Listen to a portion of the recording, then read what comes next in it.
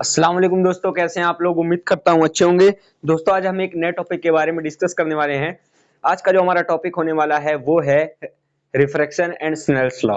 और इसकी जो नेक्स्ट वीडियो है टोटल इंटरनल रिफ्लेक्शन और क्रिटिकल एंगल की, वो भी मैंने अपलोड कर दी है। उसका लिंक आपको डिस्क्रिप्शन में मिल जाएगा। पहले आप इस वीडियो को देखिए, फिर उसके बाद उस वीडियो को देखिएगा, क्योंकि इस वीडियो के बाद का वो कॉन्सेप्ट है, ठीक है, यहीं से रिलेट किया गया है उसको भी। तो इसको फुल वॉच करिए, फिर उसके बाद उसको देखिए। और इसका नोट्स भी आपको इस चैप्टर का जो नोट्स है, रे ऑप्टिक्स का ये टॉपिक है, इसका नोट्स भी आपको डिस्क्रिप्शन में देखने को मिल जाएगा। तो चलिए वीडियो को स्टार्ट करते हैं और देखते हैं कि क्या है रिफ्रैक्शन। देखिए, रिफ्रैक्शन को सीखने से पहले हम थोड़ा सा रिफ्लेक्शन पे बात करेंगे। किस पे बात करेंगे? रिफ्लेक्शन। जब रिफ्लेक्शन से बात करेंगे तो रिफ्रैक्शन पे हमारी अच्छी पकड़ बनेगी। रिफ्लेक्शन आपने क्लास 10th में पढ़ा होगा। क्या था ये? हमारा क्या है? प्लेन मिरर है, इससे हम रिफ्लेक्शन शो करेंगे। एक इंसिडेंट रे को हम ऑब्लिकली इस पे क्या करते थे? एंटर कराते थे। इस पे जैसे इस पॉइंट पे आता था, ये नॉर्मल के साथ एंगल बनाता था। इस एंगल को क्या कहते थे? Angle of incidence. और जैसे ही इस पॉइंट पे पड़ता था, ये टकरा करके वापस आ जाता था। और इस रे को क्या कहते थे?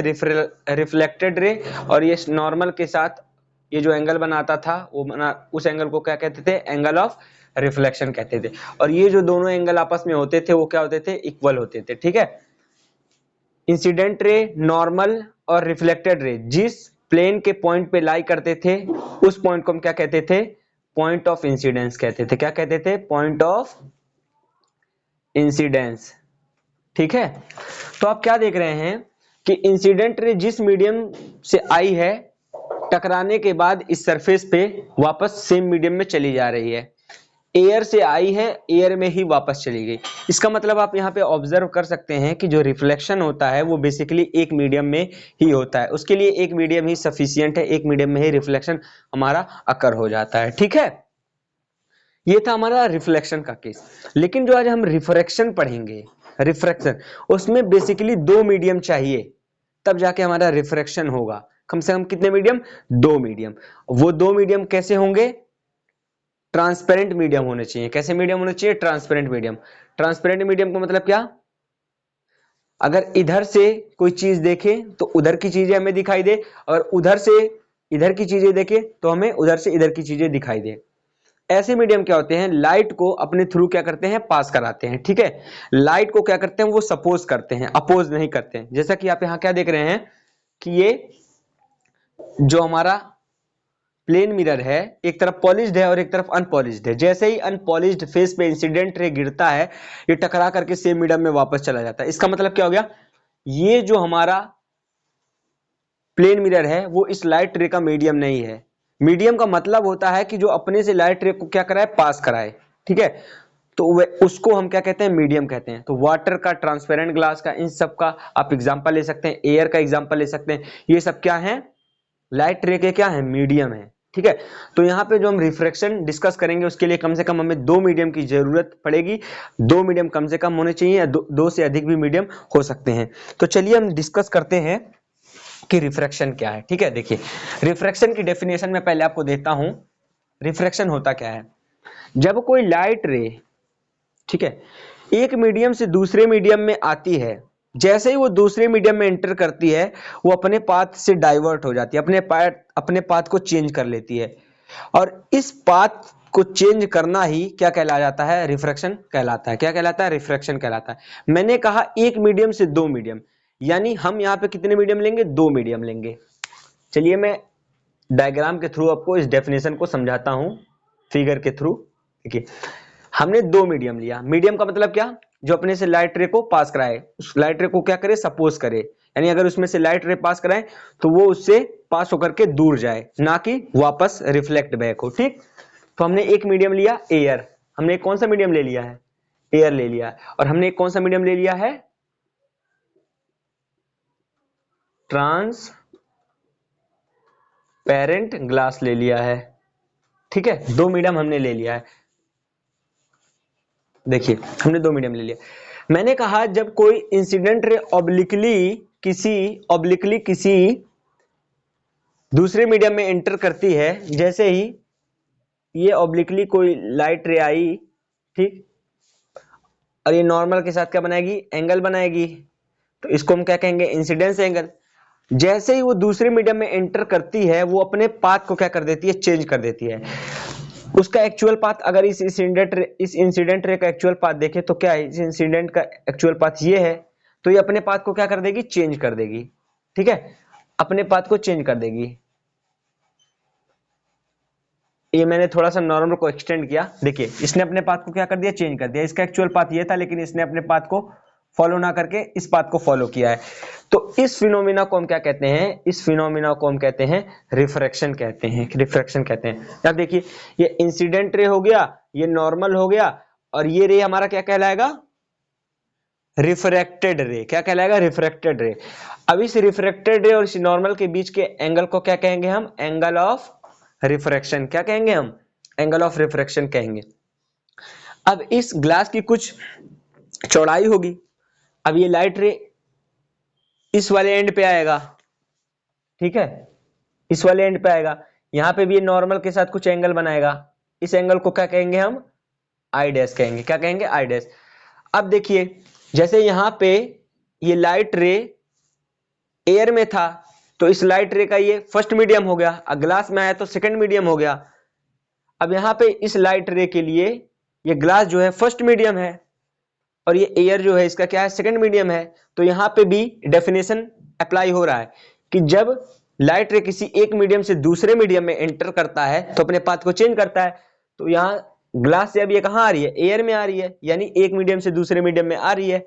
तो इसका एक्चुअल पाथ क्या है, इसका एक्चुअल पाथ ये है ना, ये अपने पाथ से क्या होगी, चेंज होगी। अकॉर्डिंग टू डेफिनेशन क्या होगी, अपने पाथ से चेंज होगी। और ये जब अपने पाथ से चेंज होगी तो कुछ ऐसे जाएगी, ठीक है। अब इस रे का नाम क्या होगा, इस रे का नाम होगा इमर्जेंट रे। क्या होगा, इमर्जेंट रे होगा, ठीक है। अब ये इमर्जेंट रे इस नॉर्मल के साथ क्या बनाएगी, कुछ एंगल बनाएगी। इस एंगल का नाम हो जाएगा इमरजेंस एंगल। क्या हो जाएगा, एंगल ऑफ इमरजेंस, को हम एंगल ऑफ इमरजेंस हो जाएगा, जिसको हम स्मॉल ई से डिनोट करेंगे।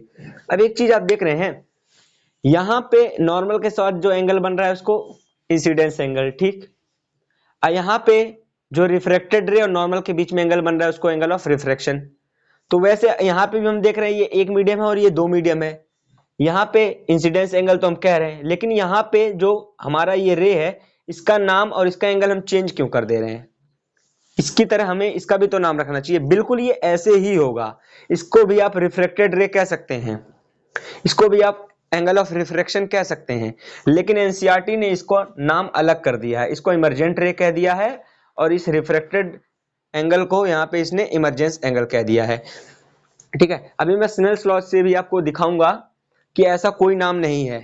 जब स्नेल्स लॉ हम पढ़ेंगे आपको ये फील आएगा कि हाँ ये इमरजेंस इसका नाम नहीं होना चाहिए, इसका क्या नाम होना चाहिए, एंगल ऑफ रिफ्रैक्शन ही होना चाहिए। क्योंकि पूरे होल चैप्टर में हम दो ही एंगल को लेके काम कर रहे हैं, एक इंसिडेंस एंगल और एक रिफ्रैक्शन एंगल।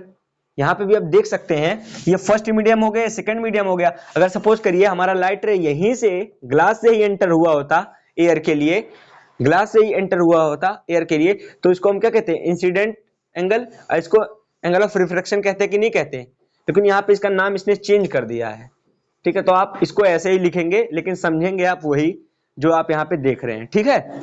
इतनी बात आई होप आपको समझ में आई होगी। अब देखिए यहाँ पे हम क्या ऑब्जर्व कर रहे हैं, जब एयर से ग्लास में जा रहा है तो हमारा जो ये इंसिडेंट रे है वो टूवर्ड द नॉर्मल शिफ्ट हो रहा है, और जब ग्लास से एयर में जा रहा है लाइट रे तो ये अवे द नॉर्मल शिफ्ट हो रहा है, अवे द नॉर्मल शिफ्ट हो रहा है। ऐसा क्यों हो रहा है, देखिए एयर जो है ना हमारा, एयर जो है ना हमारा, वो है हमारा रेयरर मीडियम। क्या है, एयर हमारा क्या है, रेयरर मीडियम है। और जो हमारा ग्लास है ना ये हमारा है डेंसर मीडियम, डेंसर मीडियम।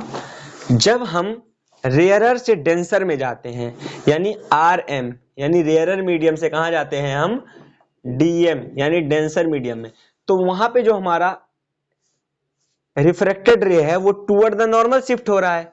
और जब ये टूवर्ड द नॉर्मल शिफ्ट हो रहा है तो आप क्या देख रहे हैं, ये एंगल और ये एंगल क्या इक्वल होंगे, नहीं होंगे। क्यों, क्योंकि अगर ये इस पाथ को फॉलो करता तब ना ये एंगल और ये एंगल इक्वल होते, लेकिन ये क्या कर रहा है, नॉर्मल की तरफ शिफ्ट हो रहा है। तो इसका मतलब जब नॉर्मल की तरफ शिफ्ट हो रहा है तो इसके बीच की डिस्टेंस कम हो रही है, नॉर्मल और रिफ्रैक्टेड रे के बीच की डिस्टेंस कम हो रही है। जब डिस्टेंस कम हो रही है तो एंगल छोटा होगा। तो आप क्या देख रहे हैं कि जब आप कहां जाते हैं, डेंस ग्लास, एयर से ग्लास में जाते हैं, यानी रेयरर से डेंसर में जाते हैं, तो आपका जो एंगल होता है, एंगल ऑफ रिफ्रैक्शन जो होता है वो छोटा होता है। आई से क्या हो जाता है, छोटा हो जाता है। आई से क्या हो जाता है, छोटा हो जाता है। ठीक है। और जब आप क्या करते हैं, ग्लास से एयर में जाते हैं, ग्लास से एयर यानी डेंसर से रेयरर में जाते हैं, तो क्या होता है, आपका जो ये इमर्जेंट रे है, मतलब जो रिफ्रैक्टेड रे है, वो क्या हो रहा है, नॉर्मल से दूर जा रहा है। नॉर्मल से दूर जा रहा है तो इसके बीच की डिस्टेंस बढ़ रही है। जब डिस्टेंस बढ़ रही है तो एंगल यहाँ पे आप क्या देख रहे हैं, इंक्रीज हो रहा है। तो यहाँ पे आप कह सकते हैं कि जब आप डीएम यानी डेंसर मीडियम से कहाँ जाते हैं, आरएम यानी रेयरर मीडियम में, तो आपका जो ये इंसिडेंस एंगल है वो क्या होता है, जो आपका इंसिडेंस एंगल है, आप यहाँ पे आई डैश ना लिखिए, आई डैश इसलिए मत लिखिए क्योंकि अगर आपकी कभी लाइट रे डेंसर से रेयरर में जाती है, बस डेंसर से रेयरर में जा रही है, तो आप वहां पे आई डैश तो ट्रीट करेंगे नहीं। यहाँ पे तो हमारी दो एंगल बन रहे हैं, इसीलिए हमने यहाँ पे आई डैश ले लिया। ठीक है। तो जब हम डेंसर से रेयरर में जाते हैं तो क्या होता है, आई जो होता है हमारा वो छोटा होता है, किससे, इमरजेंस एंगल से, यानी एंगल ऑफ रिफ्रैक्शन से। ठीक है। क्या हो रहा है, एंगल ऑफ रिफ्रैक्शन से आई हमारा छोटा हो जा रहा है। अब एक बात बताइए, ये ऐसा होता क्यों है, ऐसा होता क्यों है कि हम किसी एक मीडियम से दूसरे मीडियम में जा रहे हैं तो हमारी पाथ क्यों चेंज हो रही है, हमारी पाथ चेंज क्यों हो रही है, ये देखना बड़ा इंपॉर्टेंट है। देखिए, स्पीड ऑफ लाइट का फॉर्मूला क्या होता है, स्पीड ऑफ लाइट का फॉर्मूला होता है फ्रीक्वेंसी इंटू वेवलेंथ। ठीक, ये फॉर्मूला होता है। लाइट की प्रॉपर्टी है कि जब लाइट किसी एक मीडियम से दूसरे मीडियम में जाती है ना, तो उन दोनों मीडियम के लिए ना उसका वेवलेंथ अलग अलग होता है। एयर से ग्लास में जा रही है तो यहां पे इसकी वेवलेंथ अलग होगी और यहां पे इसकी वेवलेंथ अलग होगी। जब यहां पे इसकी वेवलेंथ अलग होगी और यहां पे अलग होगी, यहां पे अगर वेवलेंथ की वैल्यू आप अलग अलग रख देंगे तो स्पीड ऑफ लाइट अलग अलग हो जाएगी कि नहीं हो जाएगी, अलग हो जाएगी।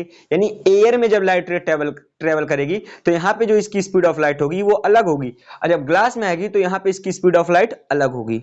क्या होगी, अलग होगी।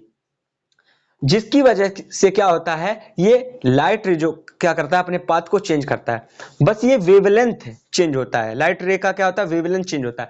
फ्रीक्वेंसी कांस्टेंट रहती है और मीडियम पे डिपेंड नहीं करती है। ठीक है। सपोज करिए आप किसी स्पीड से रोड पे जा रहे हैं, ठीक है, अचानक से कई सारे पत्थर आपके सामने आ जाएं। अब जैसे ही आप उस पत्थर पे टकराएंगे आपकी स्पीड कम होगी, बिल्कुल कम होगी।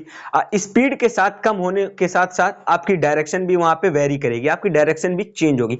वैसे ही जब इस मीडियम से इस मीडियम में आती है लाइट रे, यहां पे जो पार्टिकल्स का अरेंजमेंट्स है और यहां पे जो पार्टिकल्स का अरेंजमेंट्स है वो क्या है, डिफरेंट डिफरेंट है। तो जैसे ही इस मीडियम से इस मीडियम में आती है इसका वेवलेंथ चेंज हो जाता है, जिसकी वजह से क्या होता है, स्पीड ऑफ लाइट चेंज हो जाती है, और स्पीड ऑफ लाइट के चेंज होने के साथ साथ इसकी डायरेक्शन भी क्या रहती है, वेरी कर जाती है। इसी वजह से ये कभी टूवर्ड द नॉर्मल शिफ्ट हो जाती है, कभी अवे द नॉर्मल शिफ्ट हो जाती है। अब कब टूवर्ड द नॉर्मल शिफ्ट होगी, कब अवे द नॉर्मल शिफ्ट होगी, वो ये डिसाइड करेगा, रेयरर मीडियम और डेंसर मीडियम पे डिपेंड करेगा। अगर रेयरर से हम डेंसर में जाएंगे तो टूवर्ड द नॉर्मल शिफ्ट होगा, ठीक, और अगर हम डेंसर से रेयरर में जाएंगे तो अवे द नॉर्मल शिफ्ट होगा, जिसकी वजह से एंगल के बीच में हमें वेरिएशन देखने को मिलेंगे। इतनी बातें आई होप आपको समझ में आई होंगी। अब देखिए, मैं एक चीज आपको और बताना चाहता हूं।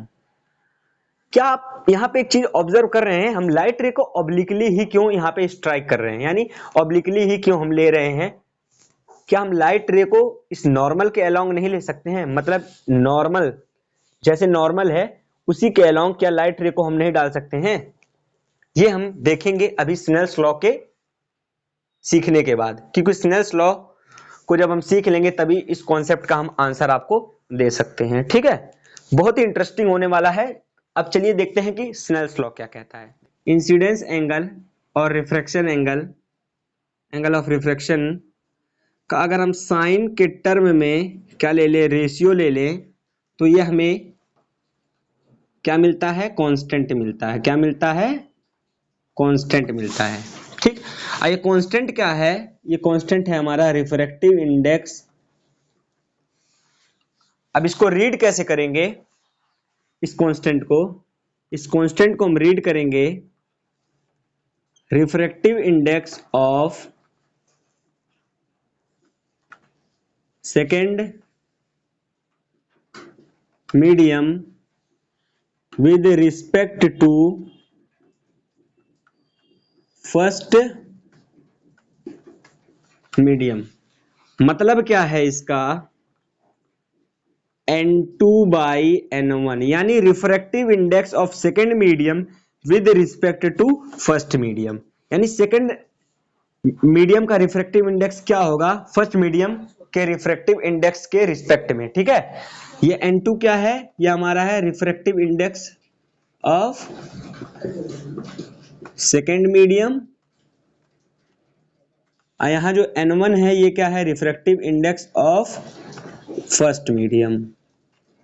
ठीक है, इतनी बातें आई होप आपको समझ में आई होंगी। ये कांस्टेंट का सिग्निफिकेंस है। और स्नेल्स लॉ क्या कहता है? स्नेल्स लॉ कहता है कि इंसिडेंस एंगल और रिफ्रैक्शन एंगल का अगर हम साइन के टर्म में रेशियो ले ले तो हमें कांस्टेंट देखने को मिलेगा। और ये कांस्टेंट क्या है? वो है N21। और N21 का मतलब है कि refractive index of second medium with respect to first medium, जिसको हम लिखते हैं ऐसे। ठीक है, यहाँ पे N2 क्या है? एब्सोल्यूट वैल्यू है रिफ्रैक्टिव इंडेक्स का सेकंड मीडियम के लिए। और यहाँ N1 क्या है? ये भी एब्सोल्यूट वैल्यू है रिफ्रैक्टिव इंडेक्स का फर्स्ट मीडियम के लिए। ठीक है, अब चलिए एक एग्जांपल के थ्रू इस कांस्टेंट का मतलब समझते हैं। इस कांस्टेंट का मतलब एक एग्जांपल के थ्रू समझते हैं। मानते हैं if light ray travel air to glass. अगर कोई लाइट रे एयर से ग्लास में जाती है तो हम ये जो कांस्टेंट हमें मिला है इसको इसके टर्म में कैसे लिखेंगे? यानी इसको इस कांस्टेंट के टर्म में कैसे लिखेंगे? देखिए N21 क्या होता है? N2 बाई N1 होता है। ठीक, N2 बाई N1 होता है। N2 का मतलब क्या है? Refractive index of second medium. Refractive index of second medium. अब यहाँ पे हम दो मीडियम लिए हैं, एक एयर लिए हैं, एक ग्लास लिए हैं। एयर से ग्लास में जा रही है, जिस मीडियम से लाइट रे जाती है वो फर्स्ट मीडियम होती है, जिस मीडियम में जाती है वो सेकेंड मीडियम होती है। तो यहाँ पे ये कह रहा है refractive index of second medium, refractive index of second medium. तो सेकेंड मीडियम यहाँ पे क्या है? ग्लास है, क्योंकि एयर से ग्लास में जा रही है। तो यानी किसकी रिफ्रैक्टिव इंडेक्स की वैल्यू? यहाँ पे हम 2 की जगह G लिख सकते हैं और 1 की जगह A लिख सकते हैं। ठीक, क्योंकि सेकेंड मीडियम ग्लास है और फर्स्ट मीडियम एयर है। तो N2 यानी 2, यानी सेकेंड मीडियम का रिफ्रैक्टिव इंडेक्स, सेकेंड मीडियम क्या है? ग्लास है, तो क्या लिखेंगे आप? Ng। N1 यानी फर्स्ट मीडियम का रिफ्रैक्टिव इंडेक्स एयर, क्या लिखेंगे? एयर। ठीक, तो आप इसको कैसे रीड करेंगे? Refractive index of glass with respect to air. ठीक, ऐसे रीड करेंगे। अगर आप इसको थोड़ा सा एक्सटेंड करेंगे तो आपको क्या देखने को मिलेगा? एयर की रिफ्रैक्टिव इंडेक्स की वैल्यू क्या होती है? 1 होती है। तो आप क्या देख रहे हैं? आपको क्या मिला? NGA is equal to NG। क्या देखने को मिला? NG देखने को मिला। यानी अगर आप क्या निकालें? रिफ्रैक्टिव इंडेक्स ऑफ ग्लास निकालें एयर के रिस्पेक्ट में, एयर मीडियम के रिस्पेक्ट में निकालें किसका रिफ्रैक्टिव इंडेक्स? ग्लास का। तो वहां पे जो आपको वैल्यू मिलेगी वो मिलेगी Ng। और ये जो Ng है ये क्या है? ये Ng क्या होता है? ये एब्सोल्यूट वैल्यू है। ये क्या है? एब्सोल्यूट रिफ्रैक्टिव इंडेक्स है ऑफ किसका? ग्लास का। ठीक है, किसका है? ग्लास का। ये ऑब्जर्वेशन आपको यहां पे देखने को मिल रही है। आई होप आपको इतनी बातें समझ में आई होंगी। ठीक है, अब देखिए, अब हम देखेंगे कि रिफ्रैक्शन जो है वो जब हम रे को ऑब्लिकली किसी दूसरे मीडियम में डालते हैं तभी क्यों शो होता है।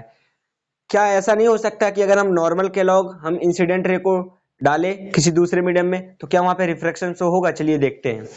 शो नहीं होगा, बताता हूं कैसे नहीं होगा। देखिए, अगर आप किसी इंसिडेंट रे को क्या करते हैं, ऐसे सीधा डालते हैं, सीधा मतलब क्या, नॉर्मल के अलोंग डाल रहे हैं। अगर आप किसी इंसिडेंट रे को सपोज करिए क्या कर रहे हैं, ऑब्लिकली डाल रहे हैं, तो ये नॉर्मल के साथ कुछ एंगल बना रहा है, कुछ एंगल बना रहा है ना, यहाँ पे एंगल 0 तो नहीं है ना। लेकिन अगर आप क्या करें, इंसिडेंट रे को इस नॉर्मल के अलोंग ही डाल दें, यानी ये नॉर्मल है हमारा, इसी के अलोंग डाल दें हम इंसिडेंट रे को, तो क्या होगा, नॉर्मल और इंसिडेंट रे क्या हो जाएंगे, कोइंसाइड हो जाएंगे। और जब ये दोनों कोइंसाइड हो जाएंगे तो इंसिडेंट रे और नॉर्मल के बीच में हम एंगल कैलकुलेट करते हैं, एंगल ऑफ इंसिडेंस। तो यहां पे एंगल ऑफ इंसिडेंस क्या हो जाएगा हमारा, 0 डिग्री हो जाएगा। क्या हो जाएगा, 0 डिग्री हो जाएगा। अब स्नेल्स लॉ क्या कहता है, साइन आई अपॉन में साइन आई अपॉन में sine R is equal to n2 by n1। क्या कहता है, n2 बाई n1 कहता है। अब इसको क्रॉस मल्टीप्लाई करिए, sine I into n1 is equal to sine R into n2, ठीक है। अब यहां से साइन आर फाइंड करिए, साइन आई इंटू n1, और n2 कहां आ जाएगा, नीचे आ जाएगा, और यहां पे आपको क्या मिल जाएगा, साइन आर मिल जाएगा। अब देखिए, साइन आई यानी इंसिडेंस एंगल की वैल्यू कितनी है, 0 डिग्री है। कितनी है, 0 डिग्री। और साइन 0 क्या होता है, 0 होता है। 0 इंटू n1 करिए और अपॉन में n2 करिए, ये पूरा टर्म आपका, इसको इंटू करेंगे 0, और 0 से किसी नंबर को डिवाइड करते हैं, किसी नंबर से 0 में डिवाइड करते हैं तो क्या आता है, 0 ही आता है। तो साइन आर आपको कितना मिला, 0। कितना मिला, साइन आर कितना मिला, 0। साइन 0 कितना होता है, साइन 0 की वैल्यू कितना है, अगर साइन 0 है तो यानी उसके एंगल की वैल्यू कितनी है, 0 डिग्री है। तो आपको क्या मिला, sine R is equal to 0 degree. तो आप क्या देख रहे हैं, यहां पे इंसिडेंस एंगल 0 था और एंगल ऑफ रिफ्रैक्शन भी क्या है, 0 है। दोनों की एंगल क्या है, इक्वल है। यानी यहां पे लाइट रे जैसे आई थी, यहां पे भी ऐसे ही चली जा रही है, नॉर्मल के अलोंग चली जा रही है। अगर इन दोनों एंगल के बीच में वेरिएशन रहता, ठीक है, यानी दोनों एंगल अलग अलग होते, तो क्या होता, ये इंसिडेंट रे ऐसे नहीं जाता, कुछ अलग पाथ को चूज करता। लेकिन ये क्या कर रहा है, इसी पाथ के अलोंग चला जा रहा है।